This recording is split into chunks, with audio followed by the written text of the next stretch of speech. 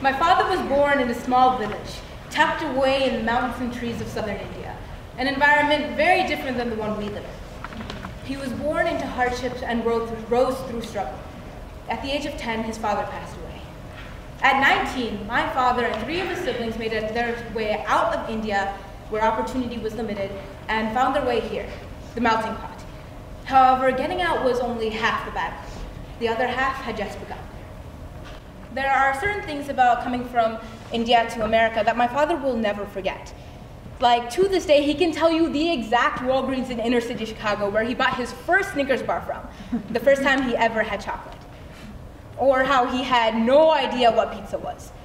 Seriously, the first time his friend ordered pizza and had him pick it up for them, he paid the bill, grabbed the box, and then promptly tucked it under his arm and walked all the way through inner city Chicago like that.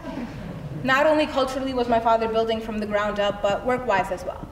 To me, my father is the definition of progress. He started as a mail sorter, then he got a job at Toys R Us, then he became a TA, until he finally scored a job as an engineer at AT&T Bell Labs, where he has been working for the last 29 years. Things turned upside down, however, when I entered the picture. My father had to work in order to get himself to the point to where he is. However, this in turn means he only knows one way that works, the tried and tested one. Now, for those of you who know me, you know why this is not going to end well. I am a very argumentative person. I push for forgotten perspectives to be explored. This is where ideas collide. In my father's perspective, if there is an easy and efficient way to already do something, why bother wasting time trying to find a way any different than that? So when I posed a new perspective to my father, I was quickly met with a shutdown in conversation. Now, me being stubborn and an idiot, I pushed back even harder. This in turn led to a cycle that in turn led to some seriously heated arguments. And for a while, the relationship between me and my father was in a state of perpetual tension for an extended period of time. My father would instinctively shut me down even if I wasn't trying to argue, and I would pick at every small, insignificant detail in hopes of trying to prove that anything can be an argument. In retrospect, it was probably one of the more annoying things I had done. Things were not looking pretty. World War III broke out, however, when my father tried to convince me to come to India for 10 days during winter break.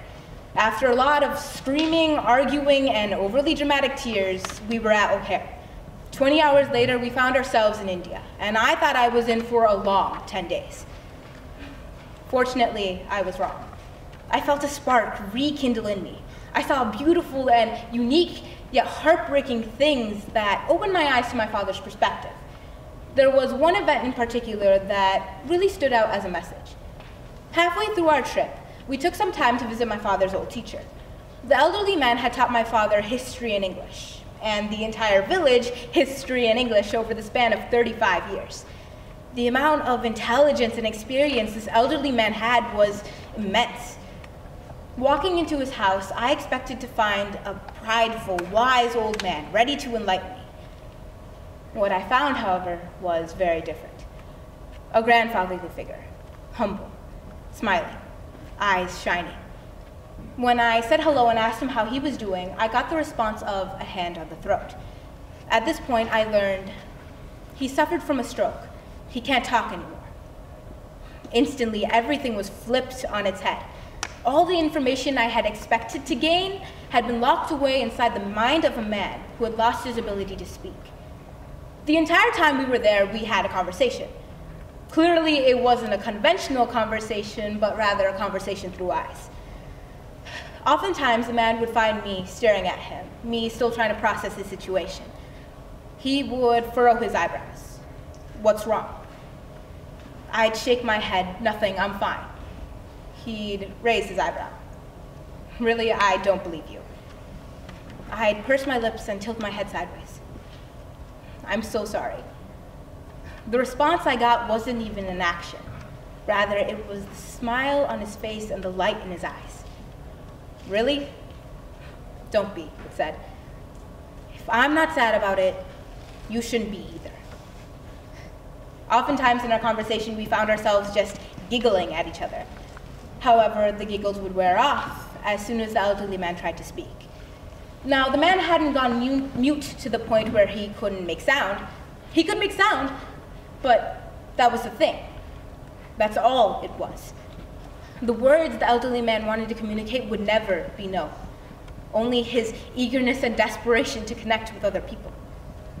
Before we left, the elderly man lightly grabbed my hand and looked me in the eyes and said two things. Thank you, and see you later. It's amazing. All the things someone can communicate with just their eyes. Now, if there's anything my father wanted me to take away from this experience was the value of our ability to communicate. The words we use have a lot of value, and we do not have the right to desensitize them. If we say too much, the value of our words go away. I personally take an advantage of my words all too often. I argue for the sake of arguing and nothing more. I am lavish with the words that I put out into the world. I realized this by seeing how valuable each individual body cue the elderly man provided was in terms of communication. So little signified so much. This is where my father's perspective comes into play. Everything my father does is for the sake of maintaining purpose and conserving energy. The reason why he doesn't explore the long route is because he's already developed the short one. The long one is wasteful, extra, and allows time for things to lose their meaning. All in all, this experience really opened my eyes to my father's perspective, and in turn made me grow as a person. So yes, me and my father still do fight from time to time. However, I will proudly say that we have both grown as individuals.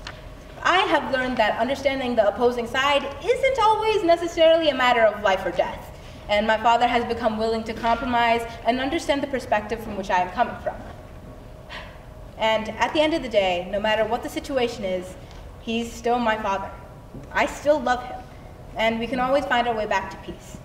There are times when we can just sit together, close our eyes, and appreciate the beauty of silence.